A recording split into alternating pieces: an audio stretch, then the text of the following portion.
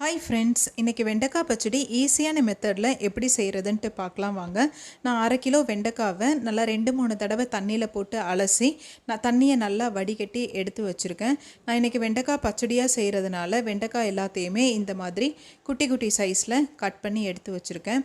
இப்போ அடுப்பை ஆன் பண்ணிவிட்டு ஒரு கடாயில் நம்ம கட் பண்ணி எடுத்து வச்சுருக்கிற வெண்டைக்காய் எல்லாத்தையுமே சேர்த்து வெண்டைக்காவை ஃபஸ்ட்டு நல்லா வதக்கிடலாம். நான் இப்போ ஒரு 1/2 ஸ்பூன் போல் எண்ணெய் சேர்த்துட்டு ஸ்டவ்வை மீடியம் ஃப்ளேம்லேயே வச்சு ஒரு 5லேருந்து 10 நிமிஷம் வரைக்கும் இந்த வெண்டைக்காவை நல்லா வதக்கிக்கலாம். அடுத்ததாக ஒரு சின்ன பவுலில் ஒரு லெமன் சைஸ் அளவு புளி எடுத்து இதை தண்ணியில் நல்லா ஊற வச்சுருக்கேன். இப்போ வெண்டைக்காய் இந்த அளவு நல்லா வதங்கிருச்சு. இதை அடுத்து ஒரு பவுலில் மாற்றிக்கலாம். இப்போ அடுத்தது அதே கடாயிலேயே கொஞ்சமாக எண்ணெய் ஊற்றிட்டு எண்ணெய் நல்லா காஞ்ச உடனே கடுகு, உளுத்தம்பருப்பு, 2 மீடியம் சைஸ் வெங்காயம் ஃபைனாக சாப் பண்ணி வச்சுருக்கேன். அது கூடவே 5-6 பல்லு பூண்டையும் தட்டி சேர்த்துருக்கேன்.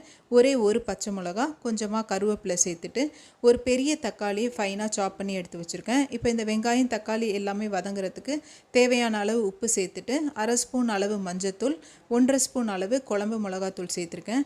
இப்போ வெங்காயம் தக்காளி எல்லாமே நல்லா வதங்கட்டும். இது கூட ஒரு உருளைக்கிழங்கையும் கட் பண்ணி எடுத்து வச்சுருக்கேன். இதையுமே இப்போ இது கூட சேர்த்துட்டு நல்லா நம்ம கிளறி விட்டுக்கலாம். இப்போ உருளைக்கிழங்கு கொஞ்சம் ஒரு 5 நிமிஷம் போல் மீடியம் ஃப்ளேம்லேயே வச்சுட்டு 2 கத்திரிக்காயையும் இது கூட சேர்த்துடலாம். இப்போ உருளைக்கிழங்கு, கத்திரிக்காய் இது எல்லாத்தையுமே சேர்க்கும் போது வெண்டைக்காய் பச்சடி ரொம்பவே நல்லா இருக்குங்க.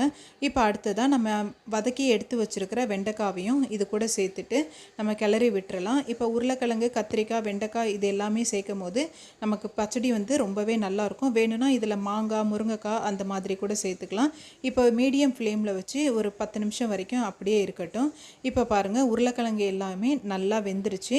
ஸோ இப்போ காய் எல்லாமே நல்லா வெந்த உடனே நம்ம ஊற வச்சுருக்க இந்த புளியை இந்த நேரத்தில் சேர்த்துடலாம். இப்போ புளி தண்ணியை இதில் சேர்த்துட்ட உடனே ஒரு 5 நிமிஷம் மட்டும் போதுங்க. நம்ம மீடியம் ஃப்ளேமில் வச்சு வதக்கும் போது நம்ம டேஸ்டான வெண்டைக்காய் பச்சடி ரெடி. ஸோ இந்த வெண்டைக்காய் பச்சடி மெயினாக சாம்பார் சாதத்துக்கு ரொம்பவே நல்லாயிருக்கும்.